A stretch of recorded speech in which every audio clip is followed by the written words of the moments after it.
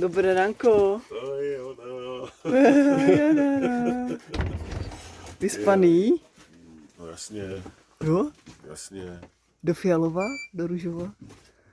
Do zelena. Do zelená?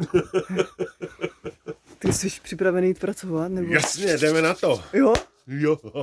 Jdeme dělat střechu? Přesně tak, dneska to bude střecha. Dneska to bude střecha. A zítra? Zítra taky střecha.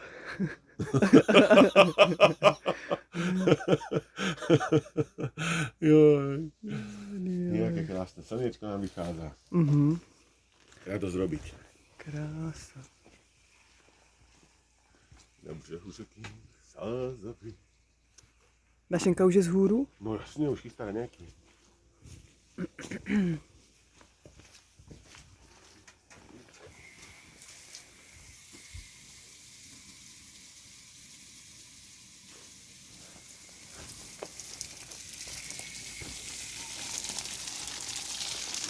Jo, ty tam děláš jezírko, jo? Ty děláš jezírko? No, tam je. Tam pramení voda rovno Aha. pod tou skálou. Wow, to tady nebylo minule. No, nebylo, no, to se tak udělalo. Takže budete mít 2 jezírka. No 3.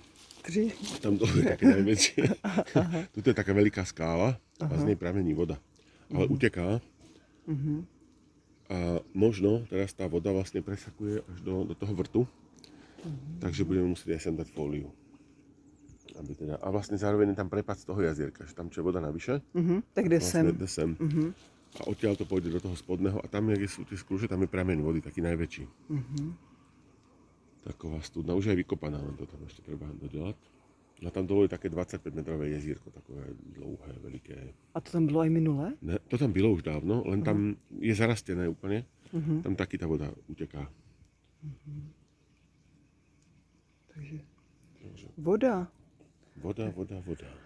Silný element, to máte super. No. Jo, to bude tady. Ešte ho rozšírime trošku dozadu, cez neho pôjde takový můstek. No a to najbližšie, keď prídeš, hej, už to bude takto jezírka, že? Jo. No vidíš, jak se to pěkně říká, že tady máte hodně dřeva, že se to pěkně s tou vodou jako doplňuje. No, ty ano, ale keď vlezeš do chatky, tak vidíš pouze dřevo. dříví. Ale ako sa to volá? Že ty ruské knihy hovoria, že 10% plochy by mala byť voda. 10% na pozemku. No a potom ono, keď je to tak, to sú tie rodové statky, akože proste, a susedný pozemok, ten má tiež 3 jazierka tam pod lesom, tam na pramene, a susedný pozemok má tiež 10% vody, ďalší má tiež 10% vody. Ona vlastne jednak aj vytvára vlhkosť v okolí, to vyparovaný všeličo, aj tá mikroklíma je tam iná, a zároveň to udržuje teplotu. Že keď dojdú nejaké mrazy, náhle, aj na jar, tak vlastne tam neprejazia, pretože v tej vode je nakumulovaných, ja neviem, myslím si 12 stupňov a vlastne ako to z toho vyžaruje von, a tam je 12 stupňov, tu je 12 stupňov, tam je 12 stupňov a teraz príde nejaký ľahký mráz na jar a vlastne on tam nepríde, lebo vlastne to nepustí toto. Chápu. A takto Tak to je taký nejaký dobrý. Rakúšan vo výške 1100 až 1700 metrov pestuje broskyne, vínič a proste Díky akože tej úplne, vode? že díky tej vode. Aha, Má obrovský pozemok a 10% z toho tvorí voda vlastne, ako takto úplne. tak to je super. No. To bych taky mohla udělat něco takového na louce.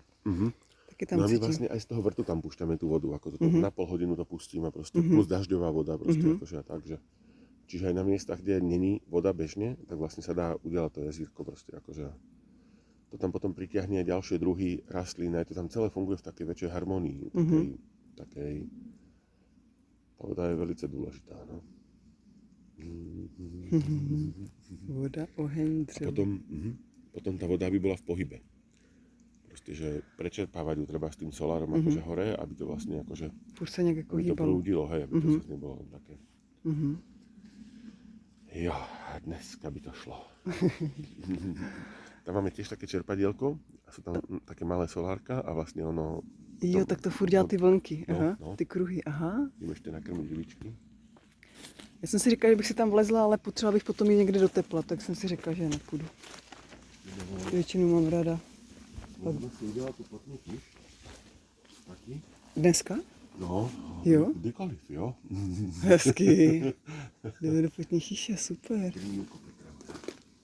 Za 2 hodinky je tam také teplo, že až... No.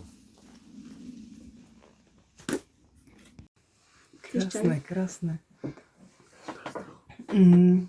Mně právě přijde, co právě cítím z vás, tak to je ta právě obrovská moudrost, hloubka, čím vším jste si právě že prošli, že právě i po tolika letech se probudíte vedle sebe a máte ráno ten kontakt s tou láskou, jo, že to tam prostě jako je. No my keď si líhame do postele, tak my si povieme, že dobrú noc, krásne sničky, vidíme sa zajtra. To je prostě nádherný. Taky teďka Martě má doma knížku, já už jsem mu četla, jmenuje se 5 jazyků lásky. Asi ji možná znáte to? Aha. A to je jakoby ve stylu, že ten pán tam krásně popisuje, že dost právě, že manželství, když se ti dva vezmou, tak většinou končí velmi rychle, třeba po nějaké době, protože ti dva mezi sebou si neumí si uvědomit, jakou potřebu lásky má ten druhý člověk. Většinou to je tak, jako že má oba dva, že mají někde jinde. Někdo to má třeba přes slova, někdo to má přes činy, někdo to má přes dotek, někdo to má přes nějaké cestování. A vlastně, že je důležité, aby ten člověk v tom vztahu viděl, jaké potřeby má ten druhý, v čem tu lásku vlastně má rád jako dostávat. A naopak, aby ten druhý viděl, co zase mě naplňuje, kdy já jsem naplněná tou láskou toho druhého. Tak to si myslím, že je obrovský jako... Třeba víte vy o sobě, co ten druhý právě má na tobě rád, jakože jak ty tu lásku tomu Danielovi jakoby ví, že to tomu urobí radost.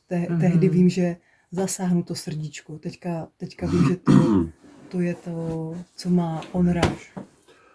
Ja to takto neviem definovať. Mám pocit, že my to máme také všetko. Že to nie je konkrétna vec, že to je všetko dokopy. Vieš čo je, ja si aspoň myslím, že medzi nami je to pekné, že napríklad keď z môjho pohľadu urobí nejakú blbosť, alebo niečo nepraktické, alebo niečo, hej, tak ja si proste poviem, že no tak je to môj Danko, je to proste náš tatino, že on je proste taký, ale máš hneď za tým proste milión vecí, ktoré urobí veľmi dobre a krásne a všetko.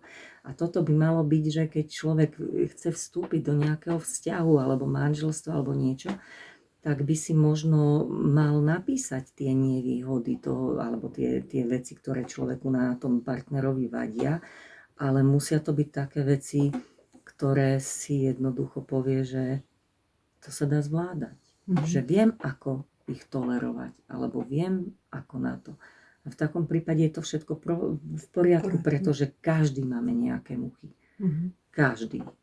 Neexistuje človek, ktorý nemá niečo na sebe, čo by druhému nejak ho iritovalo alebo volačo. Jednoducho to tam je. Ale dôležité je ho brať takého, aký je. Aj s tými peknými, aj s tými úplne nepodarenými vecami. A keď Danka napríklad na mne niečo irituje a keď človek nejde cez ego, a urobím niečo, čo ho zráni, alebo no, tak sa mu za to spravedlním. A keď sú nejaké výčitky, tak hovorím, vieš čo, a keď mi povie, ale už som 100-krát proste, a som si to urobila 101-krát.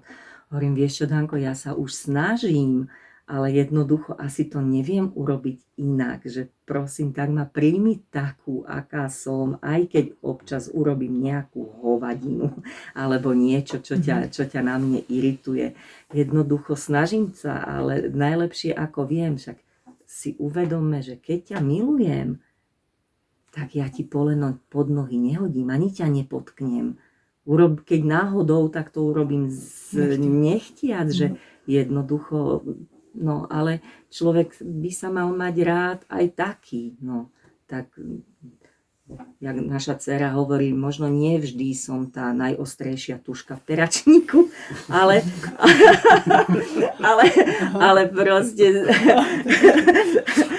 Ale no tak som to ja, no. Stále som to ja. Ale můžu písat. No, vieš, že to je za mňa pekné človeka prijať, aj keď úplne nie vždy je tá najostrejšia tuška v tom peračníku. Cerka má super schopnosť, že vlastne tie slabiny, ktoré má, tak obrovsky dobre ich vie vlastne akoby vykompenzovať inými vecami, že človek na to vôbec nepríde. To malo aj v škole vlastne, akože aj tak to je v živote, akože úplne, že v tom je normálne, že keď bola v rodinke úžasných, tak vlastne akože toto má také, že človek to vlastne, neviem teraz taký konkrétny príklad, ale proste akože, že tými ostatnými to vlastne tak doplní, že vlastne vôbec nie je vidieť, že to tam chýba. Ale ono je super, že ona o nich ví. Ono je dobré, když ten člověk o těch svých jako minusech ví. A myslím, že takové jako pěkné mistrovství, když ten člověk se umí i nad sebou zasmát. No to se mi zase dneska nepodařilo. A vlastně dá to do té srandy, dá to do toho humoru, odlehčit to, je zase to na křivo třeba, jo? Nebo zase krajím to máslo prostě křivě. A my to tak sa proste v podstate snažíme, ale úplne, ale treba si aj uvedomiť to, že naozaj niekedy má človek vnútornú nejakú nervozitu, možno ani nevieš čoho a no tak ho tá nejaká tá nie je úplne pekná mucha na tom človeku jednoducho nahnevá, lebo no tak to tak proste príjmeme. Ale nikdy sa ešte nestalo, že by sa niečo neskončilo, hej? Takže aj tá zlá nálada, aj to všetko proste pominie, len teda na ten okamih to treba tak nejak prijať, no, že to tak je. Ještě by mě zajímalo, umíte na tomto pozemku odpočívat. To znamená, že fakt jako nedělat nic fyzicky ani mentálně. Ja jo. To je aj doma, vieš. Ja sa už teraz držím aj takého hesla. Počkej, to je někdo volá? To vypnu. Dobre. Ja sa už teraz v živote držím aj takého hesla, čo bol taký krásny ako vtip, ale za mňa perfektná realita. Prídem domov, vidím na skrinkách, ako leží prach. No tak si lahnem aj ja, vieš? Že... No. Keď som prišla domov a videla som, koľko všade leží prachu, lahla som si tiež. No. A pak je nejúžasnější, když ten partner tě podporuje v tom ležení. Víš, jakože ví, kolik ty dřiny tady jako jinak děláváš a že je i důležité si mít jakoby najednou nabrat tu energii. Jsme si právě bavili včera, že ty to potřebuješ přes ten odpočinek. Ty potřebuješ nabít svou energii přes odpočívání. A Danko ale taký je. On napríklad frčí, robí a vie, že ja si potrebujem pospať alebo lahnúť alebo niečo, tak on ma v tom podporí. A to je obrovsky dôležité. Ja nespomínam si, že by mi to niekedy vytkol alebo niečo. Teraz, že toho máme tak viac aj s tými vrtulami, tak sa sem dostávame menej, na 2 na 3 dní v týždni, ledva, tak sem prídeme a proste pre mňa tá práca tvorivá je obrovský druh odpočinku. Kompenzácie toho všetkého, lebo väčšina našich produktov v živote sú vlastne abstraktné. Že vlastne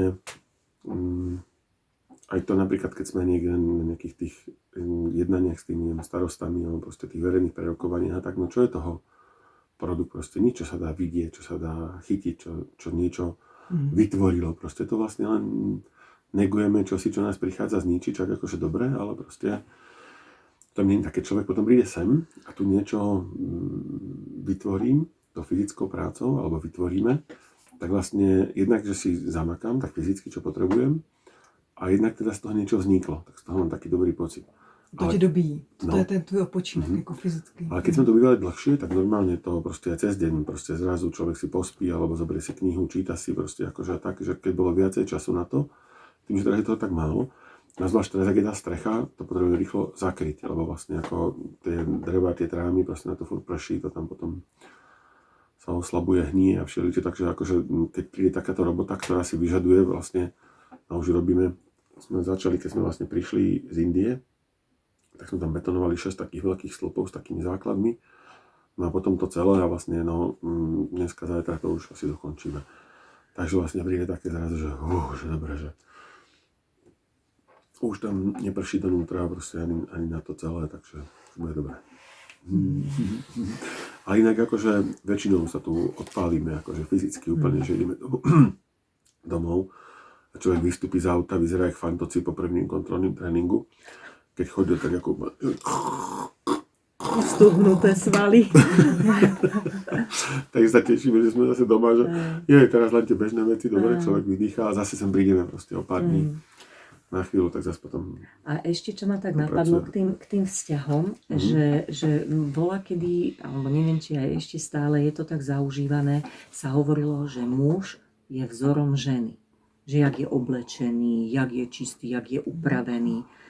Ale ja tvrdím, že my sme si nezobrali muža preto, aby sme ho vychovávali. To není naše dieťa.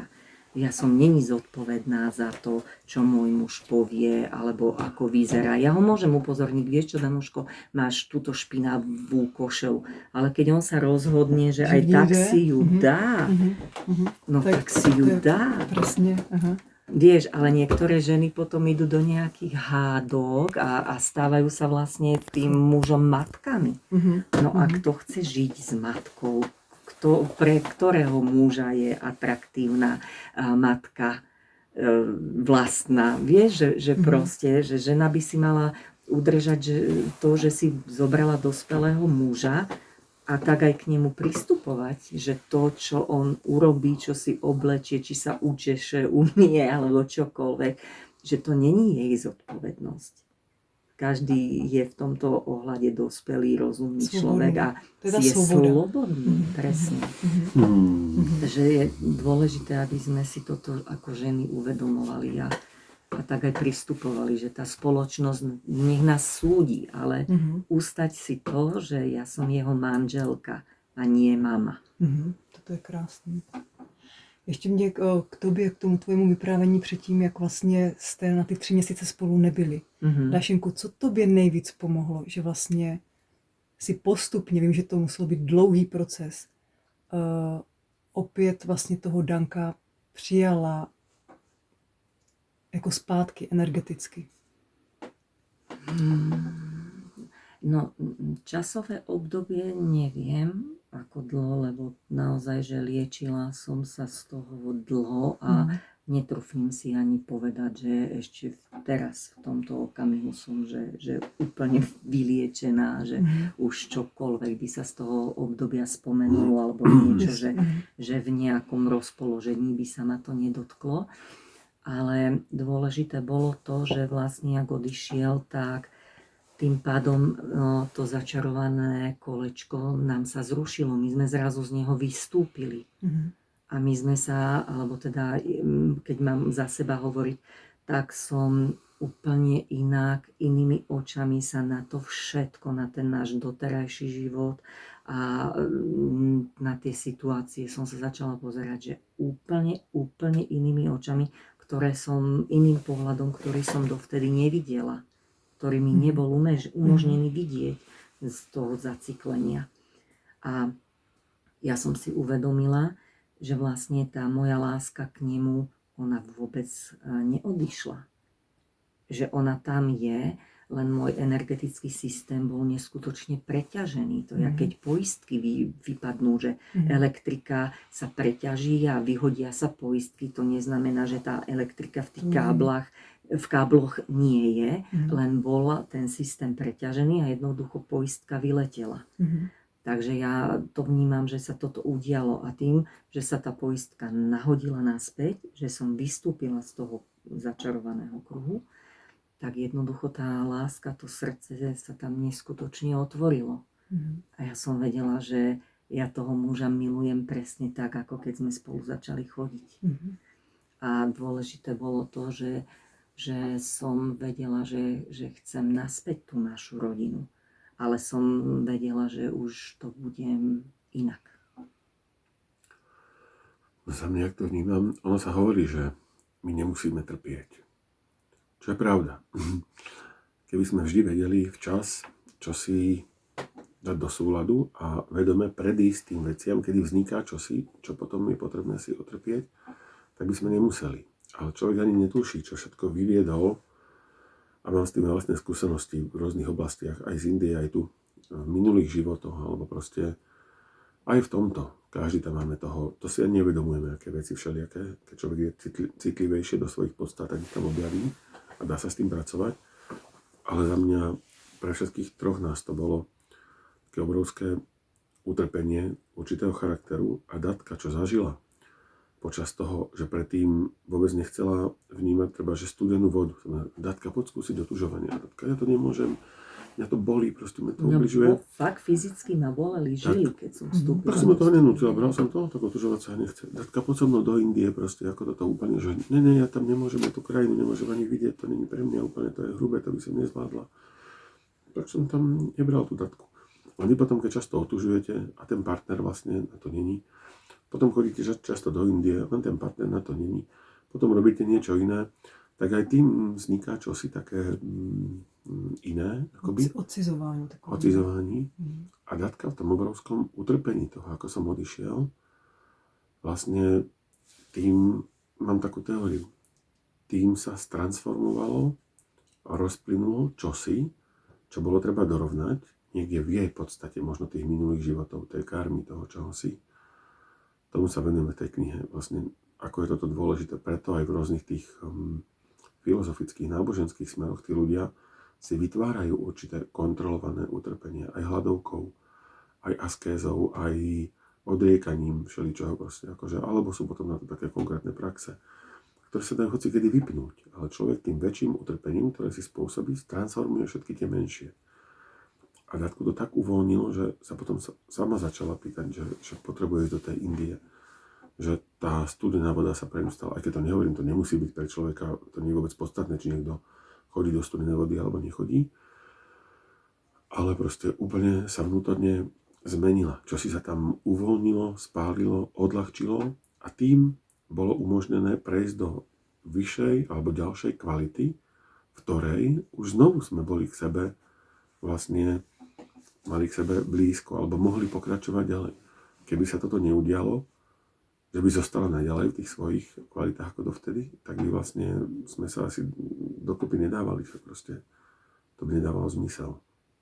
Takže ono človek niekedy ani netuší, čo s čím súvisí, kam to až siaha, aký to má dopad, na čo, ale často, keď prejdeme nejakými životnými vážnymi skúškami, vážnymi obdobiami a zvládneme ich správne, to je veľmi dôležitá kvalita, zvládneme ich správne, múdro, tak sa tým čosi dorovná, čosi sa tým očistí, uvoľní a je nám zase prístupný, krásny, milý, zdravý, relatívne pohodový život, ktorý, že tak vnímame takéto naše v tom celom čomsi. Ono, keby som to mala zobrať z takého duchovného pohľadu, nie každý tomu verí, hej, ale u nás z takých troch úplne nezávislých zdrojov nám bolo povedané, že došlo k dorovnaniu karmy.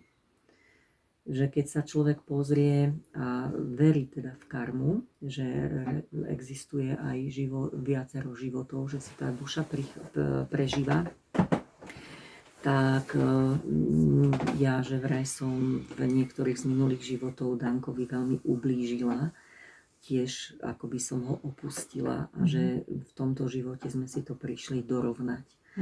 Lebo vlastne tie skúšky tej duše, ona tu na tejto zemi prechádza takýmito vecami, aby dochádzala, lebo keď človek nepozná nejaké utrpenie, tak si nevie vážiť šťastie. Keď neprejde nejakým druhom chudoby alebo niečoho, nevie si vážiť potom to bohatstvo. A mnoho ďalších takýchto vecí, že tá duša si to potrebuje zažiť na vlastnej koži.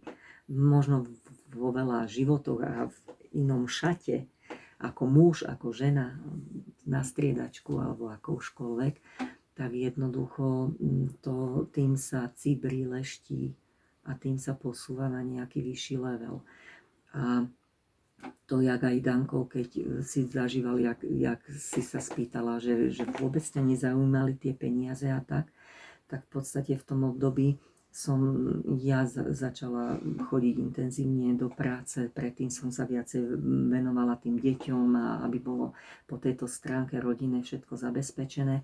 A brala som to akési také dorovnanie tým, že ja keď som bola s tými deťmi doma, tak Danko musel brať to bremeno tej finančnej gramotnosti a toho zabezpečenia v našej rodine a on mi umožňoval byť s tými deťmi, aby som im dokázala dať všetko, čo vo mne je, na to najlepšie, aby som ich do života niečo naučila.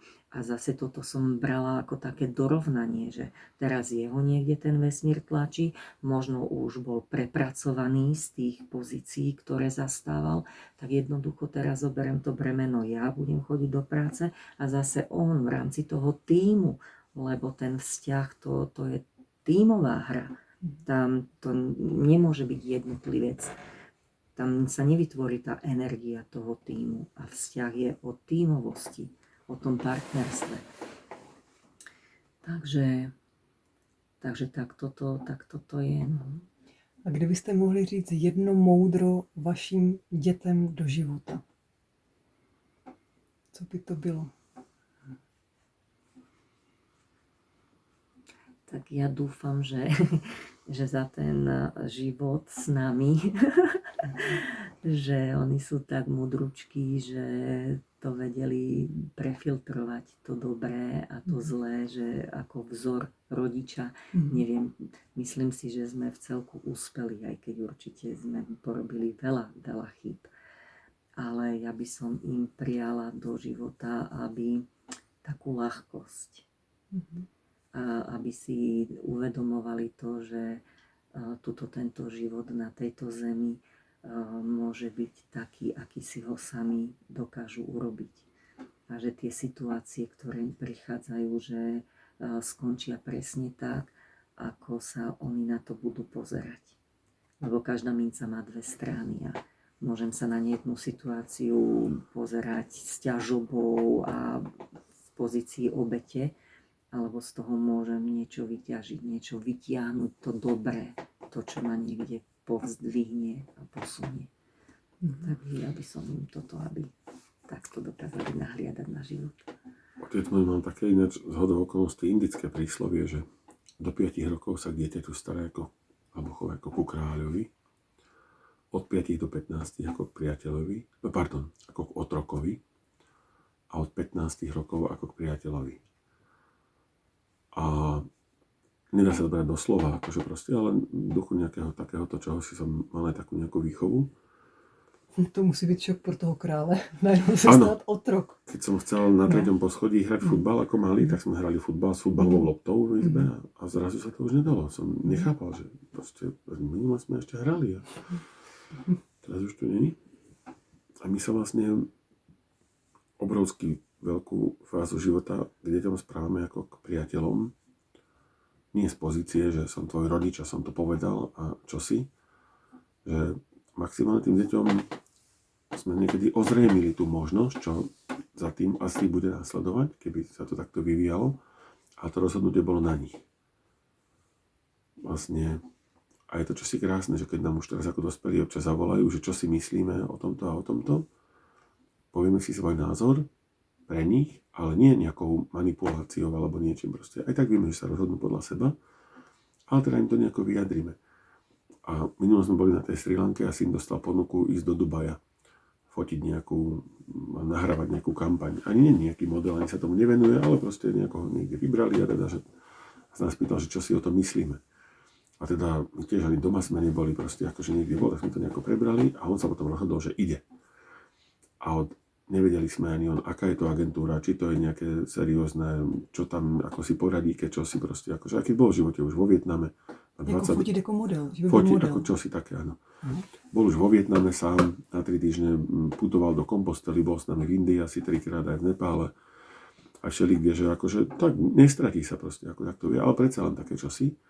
Ale od momentu, keď sa rozhodol, že ide, bez ohľadu na to, ako sme sa stávali k tomu my, od toho momentu sme pre ňo boli iba oporou.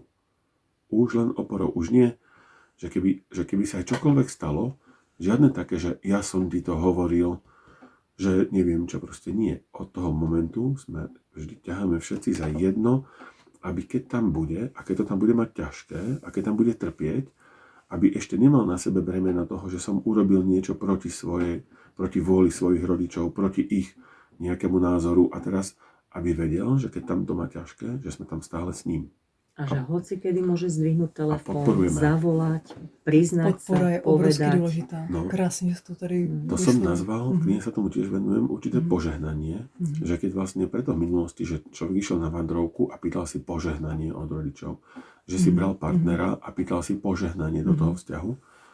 To bolo v jednom momente, keď som v detstve behával veľmi intenzívne, dosahoval som super časy a syn zrazu za mnou prišiel, mal asi 16 a hovorí, tatino, ja som 3 km prebehol za 15 minút proste, akože úplne, že super čas proste. Pozor na Danuško. Ja v tom veku som to behával za 9. A on úplne chytil také energie, no jasné, ty si vždy vo všetkom bol, neviem čo, to proste to nikto už není tuto na teba, že proste, že čo. A ja som to preto vymyslel, že aký som ja dobrý. Ja som mu chcel motivovať, že aby neustal na tom, že to zabehol za 15, že už je pomaly majster sveta, keď sa to dá behávať aj za 9, vlastne ako takto úplne. Ale vtedy sa vo mne, že si stalo, aj som natočil vtedy také nejaké video o tomto požehnaní, že ako to je dôležité, kedy už rodič v odzovkách nevychováva to dieťa. Už nezasahuje do neho. Už to božný vôbec nebojuje proste akože nejako, ale je pre neho partner a podpora. Že ja som v živote dosiahol všetko, čo som potreboval. Myslím si, možno ešte ma niečo čaká, neviem. Vlastne a to dieťa to teraz potrebuje, že človek zoberie časť tej svojej energie, ktorú potreboval doteraz, však aj na zabezpečenie všetko, ale už to celé plinie, zoberie ju a dajú tomu dieťaťu, tým deťom, teraz ty choď. A ty teraz nes tú pochodeň proste ako toho života, akože proste ako ďalej. Takže keď sa ma pýta, že čo by sme im poradili, povedali, alebo akože dali, tak mi napadlo úplne jediné, len také, ako sa hovorí, že leď, sokolík, leď. Tak je pekné. Aj dcerka, aj syn proste, ako takto úplne, že vlastne ten človek by mal vytvoriť vzťah so svojím vnútrom, so svojou podstatou. Niekto povie, že to je vyššie, a niekto povie, že to je vnútorný kormidelník, alebo vnútorný guru, alebo že to je duša, alebo čosi. Neviem ja tie rozdiely medzi tým všetky, každý to definuje nejak inak. Mal by rozvinúť ten vzťah s tou podstatou a mal by ju počúvať. Vlastne. A keď mu tá podstata hovorí proste, zmeni svoje cesty. My keď sme ešte vyrastali, tak bolo také, že človek mal prácu celý život. To bol dobrý človek, ktorý proste vlastne, aj som stále striedal krúžky, striedal som proste aj práce vlastne ako takto, aj keď to boli nejaké rasty a nejaké také, že to bol nejaký fluktuant, kedysi proste to nie je zodpovedný človek, ktorý proste akože som to úplne premenil, že človek čo si hľadá v tom živote a v tejto práci to nie je to, čo hľadám. Tak človek zmení tú prácu a hľadá to v inej. A keď to ani v tej nie, no tak to hľadá v ešte inej. To, že sa mu nedarí to na teraz nájsť, že nevie nájsť to dobré prostredie, kde by ho chápali, kde by sa cítil dobrý, alebo taký naplnený, proste, že by mu to dávalo zmysel, a tak to už je vec starejšej doby.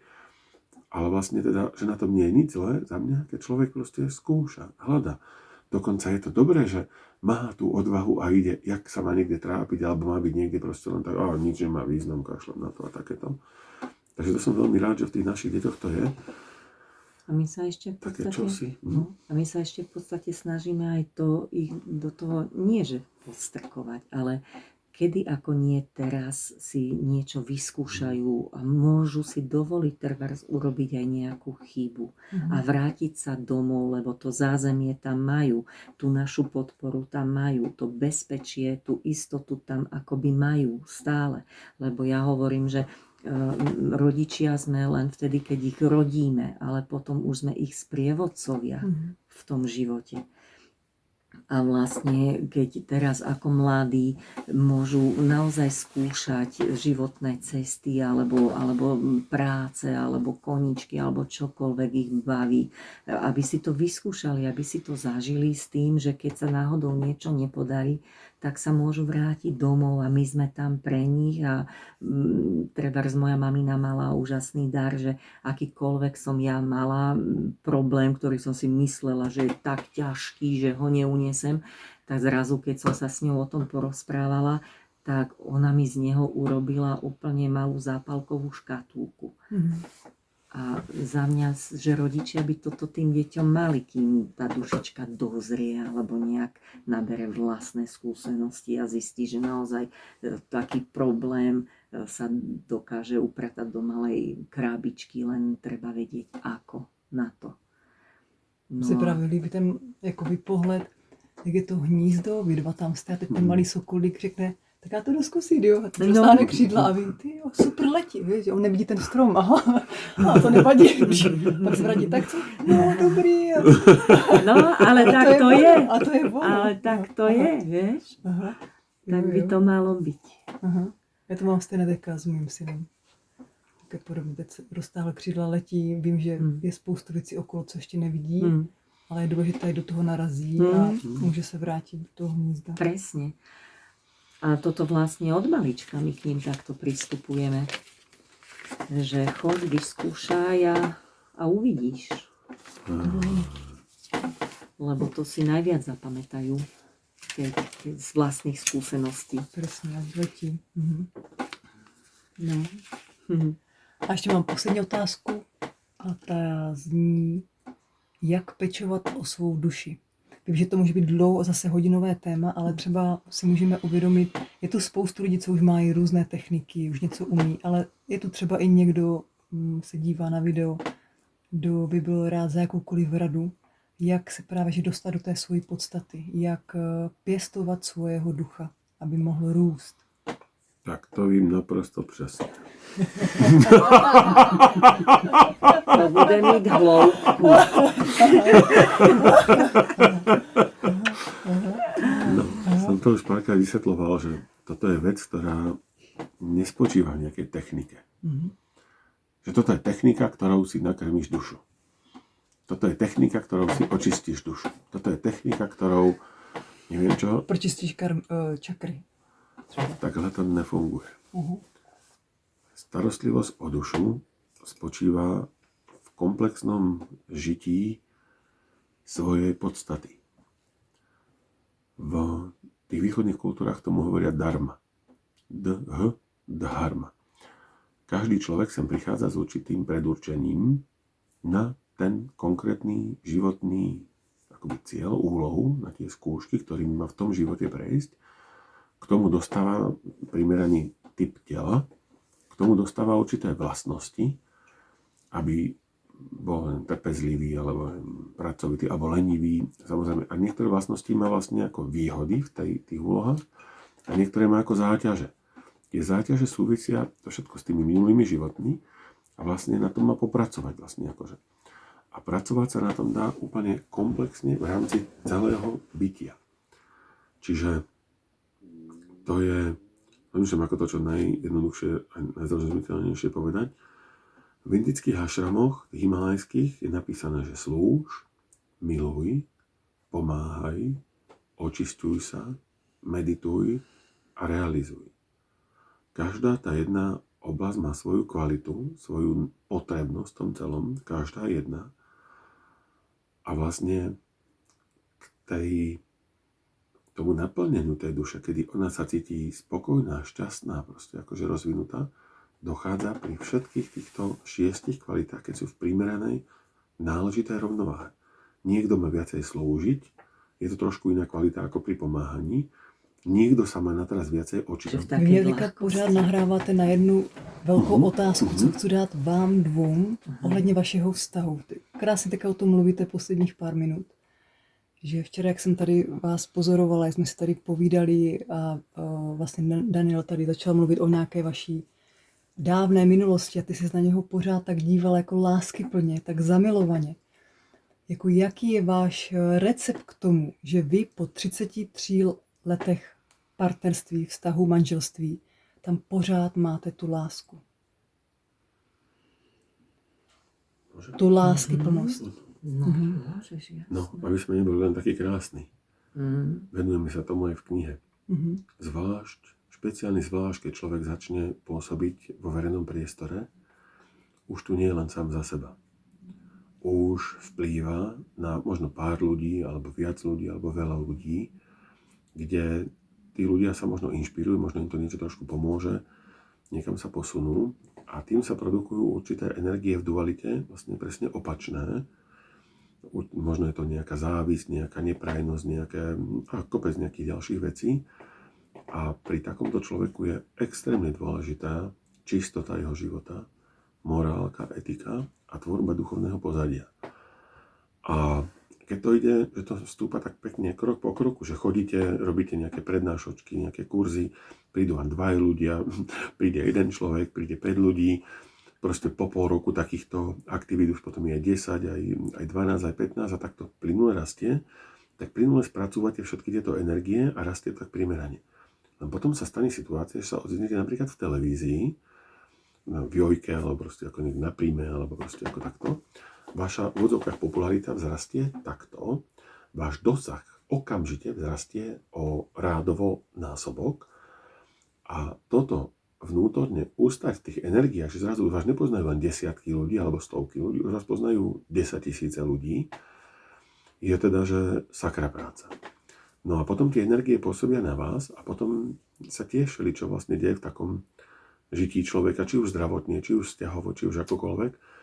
Aj preto sa veľké množstvo ľudí, ktoré sa venujú takéto činnosti kvázi v tom vzťahovom živote, to majú výrazne náročnejšie. No a tak sme my dospeli do stavu, že som vlastne opustil Datku, opustil som našu rodinu. To obdobie trvalo 3 mesiace. Prešli sme neskutočnou nejakou vnútornou zmenou.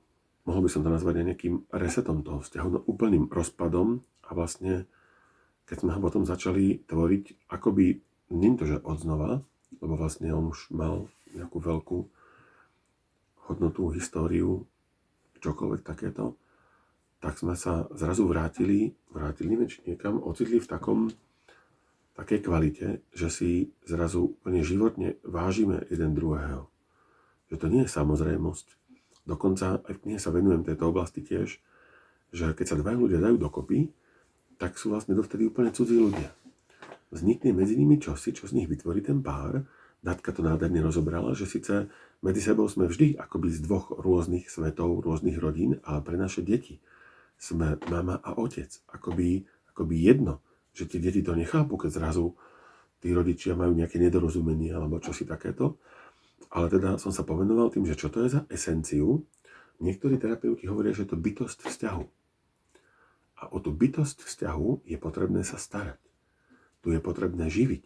To není automatické za to, že človek si niekoho zobral, podpísal nejaký papier a teraz, že už navždy bude jeho, že to už je jeho vlastníctvo alebo čosi. To je bytosť vzťahu, o ktorú keď sa človek stará, tak tá bytosť žije, prekvitá a proste to funguje. A keď sa nestará, no tak to proste upadá, vedne, až zanikne, zomrie a potom taký vzťah funguje trošku na takom horšom princípe. Takže teraz, že vlastne sa zobudíme a človek normálne pozrie vedľa, je tam. Je to ona. Je tam pořád. Že človek sa z toho tak teší, tak si to váži, lebo proste my to bereme za samozrejmo, že proste, že tam bude aj ráno, alebo že tam bude večer, alebo čokoľvek, ale hoci kedy môže nastať situácia, nielen z hľadiska porozumenia, neporozumenia, normálne životná, proste, že vznikne, však tých tragédií je relatívne dosť, a nemyslíme na toto, ale proste úplne čokoľvek sa môže stať, že už zajtra to tam nemusí byť. Tak teraz nemá na mysli, že žiť z toho strachu, že čo keď tam zajtra nebude, alebo čosi, ale vlastne, že úplne inak k sebe pristupujeme a ono, Datka sa v knihe nádherne venuje, že my máme za hrdinou tých, ktorí čo si dosiahli, proste vystúpili na Everest, alebo proste akože niečo znamenajú v spoločnosti, alebo niečo, neviem, zažili, niečo vymysleli, niečo dosiahli, čo to sú hrdinovia. Ale čo taká matka, ktorá vlastne sa stará o tú domácnosť, že z toho vytvorí domov, ktorí milujú deti, ktorý miluje manžel, že proste sa tam cítia krásne, sa tam cítia bezpečne, príjemne. Je kopec ľudí, ktorí domov chodia s nechuťou. Že vlastne vedia, že tam bude ten partner, zase tam bude nejaký konflikt, nejaká hádka, zase nejaké problémy, zase nejaké otázky, voda, čo si proste akože. Potom sa vyhýbajú takémuto domovu. Potom sú z nich workoholici, ktorí robia v robote 16 hodín, len aby nemuseli ísť domov a toto zažívať. Tak se to vlastně měli vy v té minulosti. Protože Datka už byla tak, jakoby, řekněme, tak jako unavená, že vlastně ty furt někde jako byl, že tam nebylo to propojení, co máte právě teďka po té dlouhé době. U mňa si myslím, že to súviselo, že som mal Polcovi akoby nejakú predstavu naplnenia určitej kariérnej skúsenosti vlastne, že dosiahnem niečo, proste akože, že budem nejaký riaditeľ tej banky, že proste akože a jeden rok som bol poradca stavebného sporenia, druhý rok som bol oblastný vedúci, tretí rok som bol okresný riaditeľ, štvrtý rok som bol krajský riaditeľ, že vlastne... No a v tu dobu na čem držel váš vztah?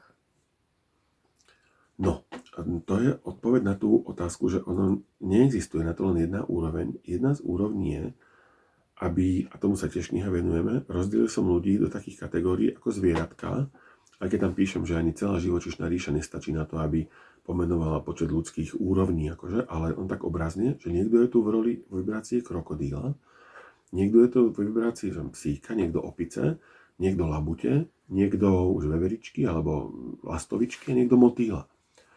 A že vlastne v tých východných kultúrach je veľmi dôležité, aby si človek v vibrácii srnky hľadal partnera s podobnými hodnotami, s podobnou úroveňou životných hodnôt a nejakého možno myslenia, aby si proste tá srnka nezobrala krokodíla. Lebo keď sa na splave, kde je nejaké vínko, nejaký ohníček, nejaká romantika, proste zalúbi srnka do krokodíla, tak v tom omámení, opojení toho nového vzťahu to nevnímajú, že ale toto je krokodíl. Lenže po čase toto vyprchá, niekoho po pár týždňov, niekoho po pár mesiacoch, niekoho po pár rokoch. A teraz sa zrazu zobudí tá srnka a pozerá na toho krokodíla vedľa nej a nechápe, čo to tam je za netvora. Jak sa správa, jak myslí, aký je taký, nejaký, čeličo. Takže tá podstata rovnaká, podobná, je za mňa, že úplnou prioritou, aby toto bolo proste na určitej úrovni. A ten náš vzťah, to ako vznikal vôbec, jak sa vytváral, Datka tam opisuje teda akože veľmi. Nedávno sme našli také básničky, čo som Datke písal na začiatku, sme si doma poplakali aj s dcerkou, tak ona to našla teda ako takto úplne a Datka až pozerala, že hej, že to až takáto som bola, takže...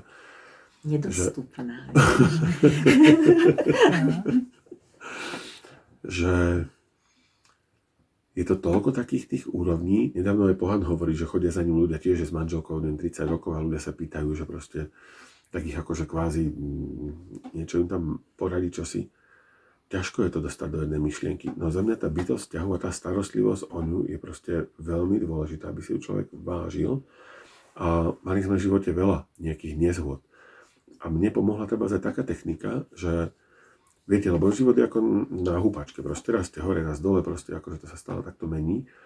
Tak keď som cítil takú obrovskú lásku k Datke, proste aká je múdra, aká je šikovná, starostlivá, ako si vie poradiť, ako vie zvládnuť tie veci, čo všetko vytvorí, tak som si to fixoval vo svojej mysli, lebo som vedel, že príde situácia, kedy mi bude prípadať totálne neschopná, totálne blbá, totálne od veci, kde sa budem pýtať sám seba pre Boha, jak ja môžem s takouto ženou vôbec byť. To akože proste to, neviem, či to má každý, no ja som tak mal, tak v tých chvíľach, kedy som to mal tak proste veľmi krásne, som si to úplne, že toto si musím zapamätať a toto musím mať na pamäti aj v tej najväčšej temnote, vlastne ako v Atlantských tajomstvách sa píše, že to Božie svetlo v sebe musíte rozvinúť tak, aby keď nastane tá najväčšia temnota, aby ste ho tam cítili, aby vás viedlo. Lebo každý sa ocitne v takej temnote. Úplne každý. Niekto raz za mesiac, niekto raz za rok, proste akože, ale niekto raz za týždeň, možno proste akože každý. Takže v tých chvíľach, kedy proste mi to pripadalo úplne, že toto snad už nie je ani pravda, tak som si proste veľmi intenzívne proste spomínal na to, jak pred týždňom som ju vnímal ako najlepšieho, najkrajšieho, najšikovnejšieho človeka na svete. A toto rýchlo pominulo a už zase to bolo niekde proste akože niekde tak v rámci takých možností. A Krásne si to povedala. to je krásne, ty to máš jak Dášenko. No, ja to poviem tak nejak vo všeobecnosti, lebo tým, jak Danko vravel, že každý sme zišli z iných rodín, kde boli iné vzorce, výchovy, žitia, bytia, proste, tak je veľmi dôležité prepojiť. A keď sú nesúladné, že do seba nezapadnú ako pucle, tak si ich treba naozaj že zvedomiť. Uvedomiť si, že tá pucla tam nepatrí. A jednoducho, aby sa potom nestalo, že trebárs muž pochádza z rodiny, kde muži boli stále ušlapávaní alebo tá mama tam držala nejakú silnú ruku a muž bol pod papučou a zase žena pochádza z rodiny, kde naopak bol silný muž a stále dával pocítiť, že tie ženy sú možno hlúpejšie, menej cennejšie. A si zober, že teraz takéto dve bytosti sa stretnú v tej jednej domácnosti, lenže oni si toto zvedomujú podvedomí, že ja nechcem byť tak ponižovaná, ako bola moja mama. A zase ten muž, ja nechcem byť taký podpapučník, ako bol môj otec alebo môj dedo. A teraz oni si toto vôbec neuvedomia, že reagujú podvedomí a to prostredie sa stáva normálne, že bojovým polom. A ešte skôr, než by k nejakému poníženiu alebo k niečomu došlo, tak preventívne zvýši hlas. Preventívne ide do takého protiútoku alebo proti. Čiže je tam potom neskutočný odpor a boj nastáva medzi tými ľuďmi. A keď to trvá dlhodobejšie, tak sa dostanú do takého začarovaného kruhu, kde absolútne už nikto nevie, či bolo prvé vajce alebo sliepka. A keď to trvá mesiace, roky, tak to sa tak zacyklí, že oni už nevedia z toho víru vystúpiť. Nedokážu sa už na toho človeka pozerať, že to je človek, ktorého som si zamilovala pre niečo. A ja vravím, že vtedy je veľmi dôležité si uvedomiť ten prvý kontakt. Prečo som sa do neho zamilovala? Čo to bolo, že ma tak očaril, že ma tak okúzlil, že som sa za neho vydala? Lebo keď si zoberieme to slovo vydať sa, tak vydala som sa na nejakú cestu, na nejakú inú cestu. A mám pri sebe muža, s ktorou som sa vydala na tú cestu. A chcem kráčať po tej ceste v súznení, v harmónii. Takže ja si musím zvedomiť, že toto mám vzorec, ktorý je už nefunkčný, alebo nemusí byť funkčný. Že ja nie som tá obeť napríklad, ako žena, alebo muž, že ona ubližovala by ma, veď ona ma miluje. A keď niekto niekoho miluje, urobil by mu nejak napriek alebo niečo. Jednoducho si začať opätovne všímať tie drobnosti, keď si niekto vyberá ožehlené, opraté, voňavé tričko z tej skrini, ten muž. Tak vieš, koľko tá žena sa musela narobiť, aby to v takomto stave opäť skončilo v tej skrini, to prepotené tričko. A zase žena toho muža. Ja, aj keď som bola často s tými deťmi sama, ale už len ten pocit, že je a že keby naozaj niekde horelo alebo niečo, tak tam je. Tak mám ho fyzicky chytiť a potiahnuť za ruku, has, proste horí. Je to ďaleko iný rozdiel, ako keď tam není, že vôbec. Nedávno taká jedna žena. A ešte to chcem povedať, že v dnešnej dobe sme tak naučení všetko meniť. Že pokazí sa televízor, jednoducho neopravuje sa, vyhodí sa, kúpi sa nové. Pokazí sa tamto, neopravuje sa, vyhodí sa, kúpi sa nové. A mám pocit, že toto sa už dostáva aj do vzťahov. Že už nejak nám nezáleží na tom opravovať, ale vymieňať. A to keď už sa niečo vymení za druhé, koľkokrát chce ten muž alebo tá žena toho partnera vymeniť. Koľko nových televízorov potrebuje, kým pochopí, že má tú najlepšiu verziu pri sebe, aká môže byť len z obidvoch strán. Keď je snaha, tak sa to dá všetko proste dať do. A jaká je třeba tvá technika, když třeba mezi váma přijde ke konfliktu a ty cítíš, že je nějaké napětí, není tam zhoda, z obou stran stejná, co ty vlastně v té situaci uděláš? Jako dáš si prostor, nebo jdeš rovnou, jakoby, pojďme se o tom pobavit, jak ty vlastně reaguješ, abys vlastně zase tu situaci dostala společně do nějaké harmonie? No, ono, teraz toto, čo poviem, není rada, lebo každý sme úplne iný, aj tie vzťahy sú úplne iné, hej, ale predtým, než som sa nejakým spôsobom, než som ten vzorec nejaký prepísala, tak som išla do obrovského cez ego, do ataku. Jakože přes hlas. Jakože třeba hlasitě ukazovala, áno, jak to máš. A tým, že my sme boli veľmi dobre argumentační, aj jeden, aj druhý, tak my sme naozaj mávali tie hádky fakt, že ostré, že talianská rodina. Ale potom, jak Danko od nás odišiel a ja keď som si začala vlastne uvedomovať, že čo som to robil, že vlastne, že o čo ide v živote, tak teraz, keď sa dostávame občas do nejakej takejto situácie, tak to ego tam proste, už tam není také. Už si to skôr, už ho poznám, tak už viem, že aj akýkoľvek najlepší argument by som mohla dať, tak jednoducho, keď ten človek je v nejakej neharmónii a v nejakom napätí, tak jednoducho má tam tú bariéru a ja môžem akýkoľvek argument povedať, to nepreniká. No tak nebudem do toho ohňa zbytočne dávať, prikladať ďalšie drevo, skôr sa ho budem snažiť zahasiť. Tak buď zostanem ticho, lebo viem, že potrebuje jednoducho sa vysloviť, vyjadriť, alebo proste neviem, no ty by si čo povedal? Mne tam napadli, ak si rozprával, dva také dôležité momenty a potom jeden k tomu, tej technike, že keď sme prerábali kuchyňu, tak ja som mal nejakú predstavu a Datka mala inú. A teraz vznikol konflikt proste, jak tá kuchyňa bude vyzerať, ako to tam bude.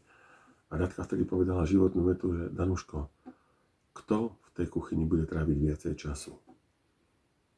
A pozerám, že no ty, no, že prosím ťa, že umožní mi ju urobiť tak, aby som sa necítila dobre. A ja vtedy, aha, jasné. A urobili sme podľa Datky. A pri deťoch, ja som mal trochu inú výchovu, ako mala Datka. A teda sa hovorí, že človek vlastne si nahráva to celé od tých rodičov a potom vlastne to aplikuje, lebo však akože to je dobré. A teda tiež vznikali nejaké konflikty medzi nami, že ako sa postaviť do tej situácie. Mali sme takú dohodu, že sa nebudeme hádať pred nimi, že už to nejako dopadne a potom si to sami proste akože sa dohodneme na tom. Až som úplne zrazu si uvedomil, že ani takto to už ďalej nejde. A si predstavil, že Datku vychovali rodičia, možno poviem, že úplne iným spôsobom ako mňa moji, ale vychovali z nej krásnu, šikovnú ženu, ktorá si vie poradiť, ktorá proste vie všetko, čo treba, však preto som sa aj do nej zalúbil, proste akože a preto spolu žijeme. Tak aký mám problém s tým, že ona podľa vzoru svojich rodičov bude vychovávať naše deti? Veď ona s nimi trávi viacej času. Výrazne viacej času. Takže vlastne som prijal ten jej spôsob výchovy a proste akože dobre, no tak teda bude to takto. Čiže v tých dôležitých veciach často je veľmi podstatné si uvedomiť, že čo je dôležité a čo není. A teda ako aj podľa toho k tomu pristupovať. A nedávno sme v Prahe na Karlovom moste zažili takú náročnú situáciu, cez ktorú som následne pochopil, že tie konflikty, ktoré vznikajú medzi ľuďmi, najhorší konflikt je taký, kde si obidvaja myslia, že boli poškodení. Že vlastne ten druhý mi ublížil a ten prvý si myslí, že nie ja som mu ublížil, on mi ublížil a teraz proste tam to sa veľmi ťažko nejako komunikuje. A som pochopil takú drobnú vec, že vlastne predstavte si, že situácia, ktorá sa udeje na žlto, že proste obrazne to myslím, akože je žltá tá situácia, tá podstata, akože farebne. A jeden z partnerov vníma, že bola modrá a druhý vníma, že bola zelená. A teraz kde je pravda? Ako sa môžu slovne dohodnúť na tom, že ako to bolo, keď jeden to celé videl zelené a druhý to celé videl modré, pričom ono to bolo žlté. Že tam vlastne neexistuje dohoda, neexistuje tam nejaké, že si to vyrozprávame a zistíme, aby sme na budúce tomu predišli, aby sme sa toho vyvarovali, aby si jeden priznal, že tak dobre teda bolo to zelené, ale to by bola blbosť, keď to raz videl modré, pričom ono to bolo žlté, akože, no a cez to som pochopil, že vlastne nazval som to, že okultné úrovne. A keď z toho nemáme strach, predstavme si nejaké skryté úrovne, ináč môžu to byť úrovne mysle, ktorá má svoje vedomie, má svoje podvedomie, má svoje skryté úrovne, ktoré ani nemáme pod kontrolou, že prečo sa tak správame, prečo tak veci vnímame, prečo ich tak vidíme, prečo sa nás tak dotýkajú. To sú možno minulé životy, možno je to rodová pamäť, možno je to nejaká karma, možno je to ranné detstvo, možno je to proste veľa faktorov, ktoré nemáme šancu všetky obsiahnuť, cez ktoré vlastne my vnímame tie veci, ktoré sa dejú okolo nás a potom sme z toho dotknutí, zasiahnutí. Potom nás to trápi, prečo sa tak zachoval ten partner, prečo má k tomu taký, prečo si to nevie priznať proste akože, alebo proste akože v úvodzovkách ústupiť, alebo čokoľvek vlastne akože. A úplne som si z toho uvedomil, že sú určité energie vyššie, ktoré možno z toho majú nakoniec ešte aj radosť alebo nejakú srandu.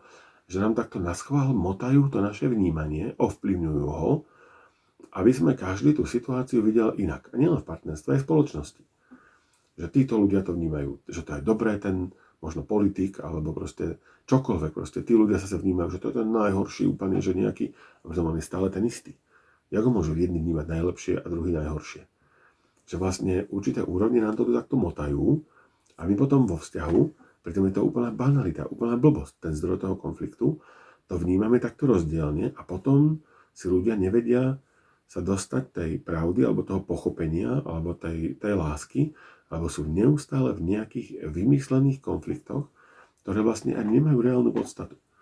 Čiže keď si toto človek skutočne uvedomí, ale fakt, že skutočne, že úplne to precíti a potom ide vzniknúť nejaký konflikt a on si je toho vedomý, že aha, zase nám tu nejaká sila motá naše vnímanie, aby to jeden videl žlto alebo zeleno, druhý modro, že vlastne, že kašlíme na to úplne, nechajme to tak. Normálne je to v poriadku, máme sa radi, ideme ďalej proste ako úplne, čiže tú nepodstatnosť toho celého, že ako je podstatné, že čo kto vtedy povedal, ako to myslel, že to tak nemyslel, že čo si akože nejaké také... A je vôbec dôležité, či je tá šálka zelená, modrá alebo žltá.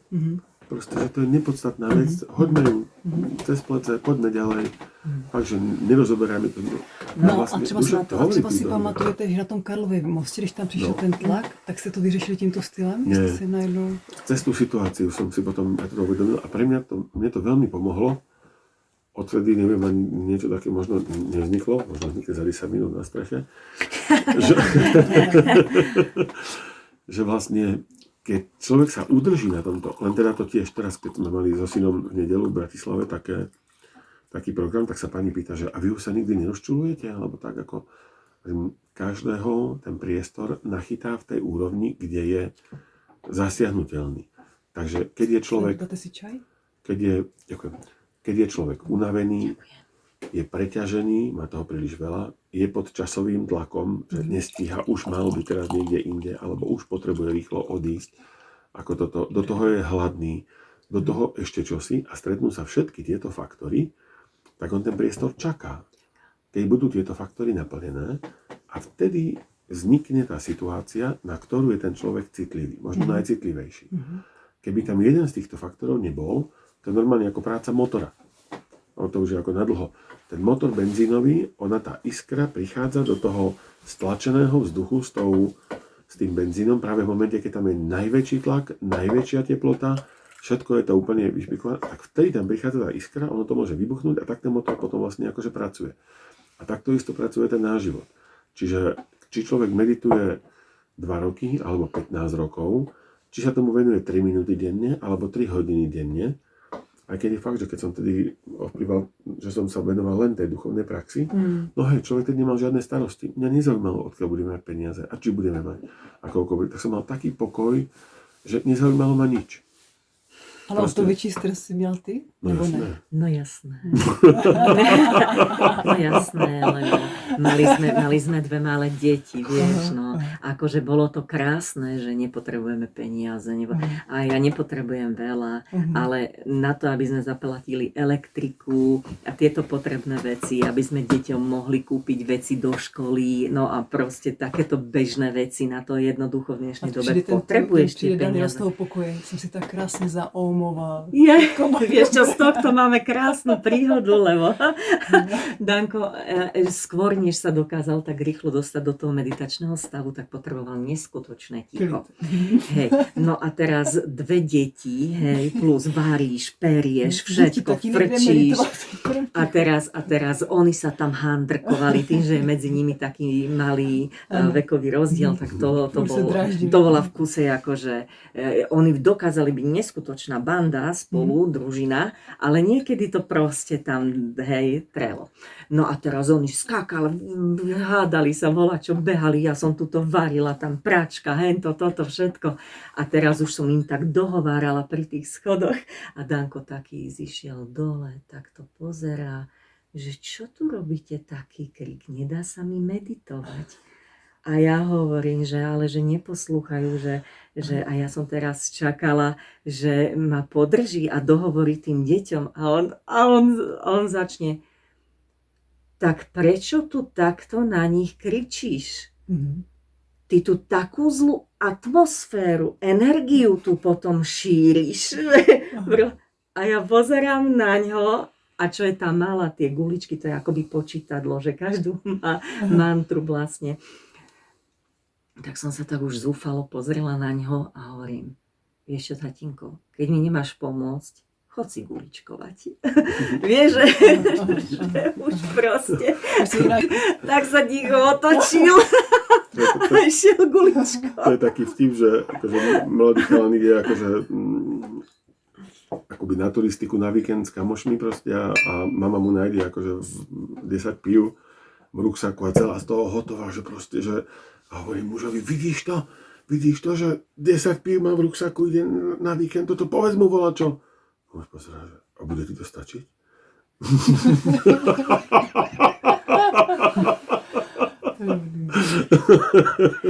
Ono, jak Danko vravel aj o tej pravde, že či je, že teda tá situácia je nejaká žltá, muž ju vidí na modro, žena na červeno alebo niečo, tak na toto je aj taký krásny obrázok, že stoja dvaja takto oproti sebe a medzi nimi je číslica z mojej strany 6, ale ten oproti vidí 9. Ako namalovaná. Namalovaná na zemi, vieš. Z mojej strany 6, ale z jeho strany 9.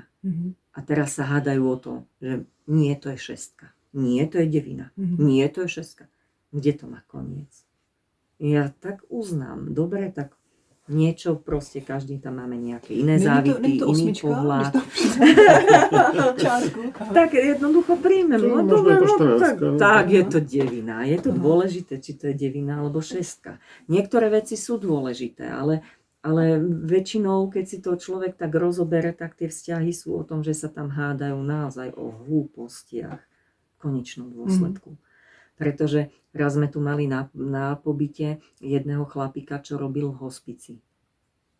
A on vravel, že keď už sa ľudia dostanú do tej fázy toho umierania, tak nikoho nezaujíma, že jaký mal dom, jaký mal toto, jaký mal kariérny postup alebo niečo. Každý hovorí o tom, že mohol sa viacej venovať rodičom, alebo deťom, alebo sebe, že mohol viacej ísť s nimi na výlet, alebo proste väčšinou sú to tie medziľudské vzťahy.